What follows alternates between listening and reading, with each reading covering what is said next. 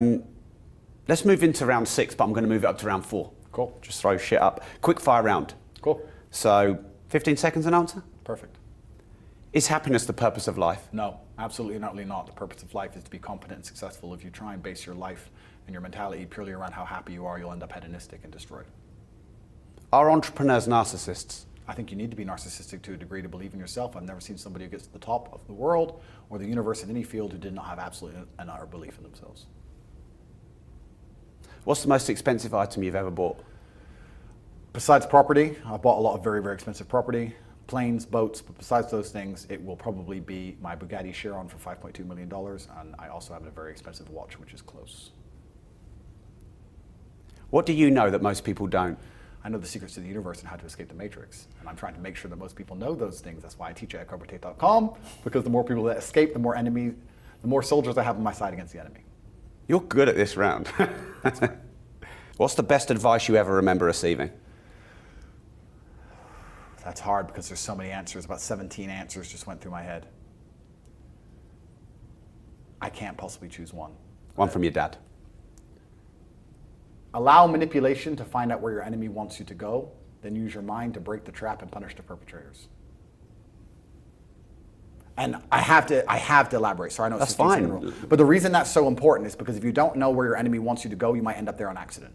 If you don't allow your enemy to tell you what they're trying to do to you, you might accidentally end up where they want you to be. So you sit there and you listen to their bullshit head to toe and you say, why? You don't even ask why. Listen to their bullshit head to toe and say, okay, I agree. What do you want me to do? And when they tell you what they want you to do, you use your mind to break the trap and you punish the perpetrators. Because once they've told you what they want you to do, you can make sure you never fucking do it. If you never get them to tell you that, they might get you there another way. You might take the B road, right? They might say, we want to get him to do this way. He doesn't believe it. Well, then let's tell this lie. Now he's doing it. So you allow manipulation to find out where your enemy wants you to go, and use your mind to break the trap and punish the perpetrators. What's the worst advice you ever remember receiving? Follow your passion. Bollocks. Biggest crock of shit. If you're only going to do things you're passionate about and do things you want to do instead of getting up and struggling doing things you're supposed to do because you have a duty to God and to yourself, you are going to be a loser forever. Would you rather have 5 million new followers or $50 million in the hand? Neither of them mean anything to me. Good question. But I would say 5 million new followers because we now live in an attention economy, and if you manage to use those followers in the right way, you can monetize it far more than 50 million. But it also depends who you are, if you can monetize an audience, if you have anything of value. If you're a dummy, better take your money. Would you rather be the richest man in the world or the best fighter in the world? So best fighter and skint, richest man and a not good fighter. I was going to say pussy, but I don't use that kind of language. Me neither. My daughter's watching. Me neither. I never swear. Good question. I would choose the richest man in the world because physical power is fleeting, unfortunately, and the richest man in the world would allow you to have a longer period of enjoyment. It would just last longer. What's your biggest failure?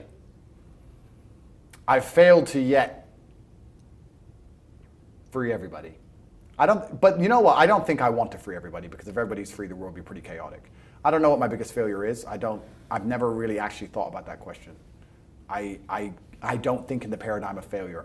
Every day for me is a winning day. It's just how much I've won. Perhaps I haven't won 100%, perhaps I've won 62%, but every day I win. I don't fail ever, so it's hard for me to even answer that question. To even contemplate the idea of failing for me is very difficult. It just doesn't happen. What's your biggest regret? Again, these are paradigms and ideas I don't exist in.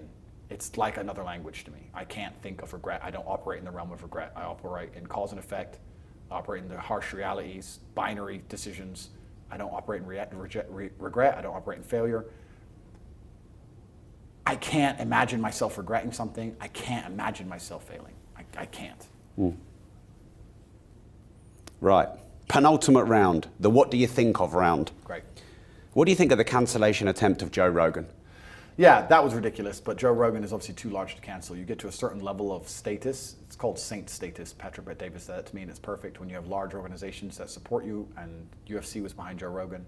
Spotify stayed beside him, but they were thinking about deplatforming him, but he couldn't be deplatformed anyway because he had UFC behind him. When you get to a certain point of money and status, you can't be deplatformed, which is why they came for me before I got there. Once you get to a certain level, you can't be deplatformed. But yeah, they attacked him for telling the truth. In fact, correction, they didn't even attack him for telling the truth. They attacked him for asking a question. And they asked a question to somebody who then told the truth. And they thought that that means he needs to be deleted. And everybody knows, if anyone who's ever read a history book, that the people who do not like the truth being told, or the people who try and censor arguments, are always the bad guys. They are the tyrants. So everybody who came for Joe Rogan is a bad person. They're genuinely a bad person in their hearts. They work for the devil.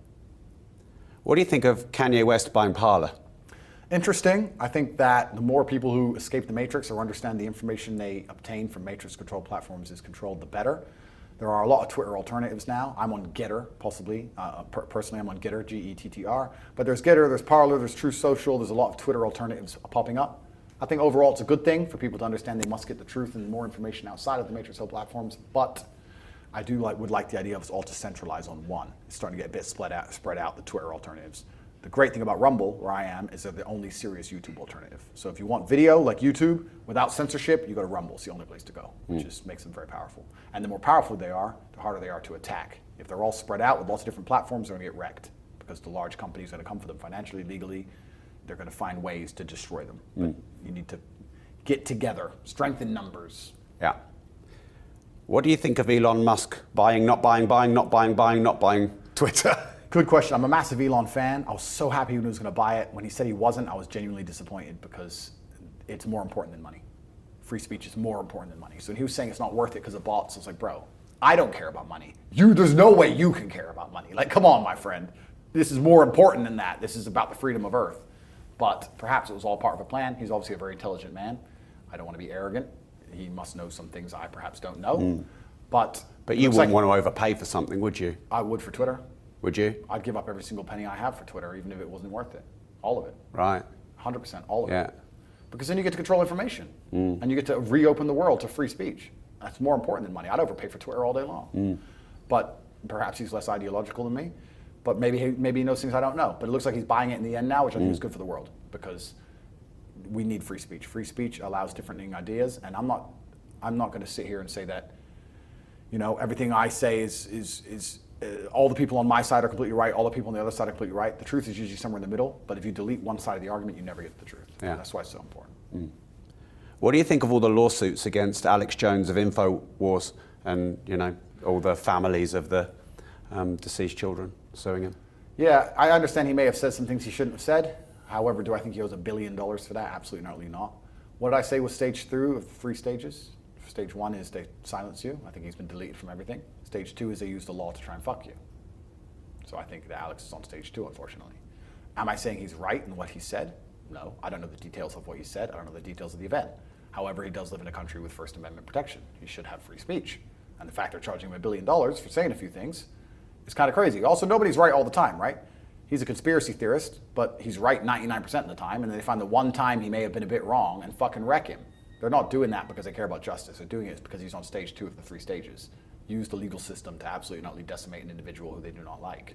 That's what it is. So it's certainly personal, which makes it unfair by definition. If it's a personal attack, then it can't be a fair attack, can it? We're all supposed to be the same under the law. So I think it's unfair.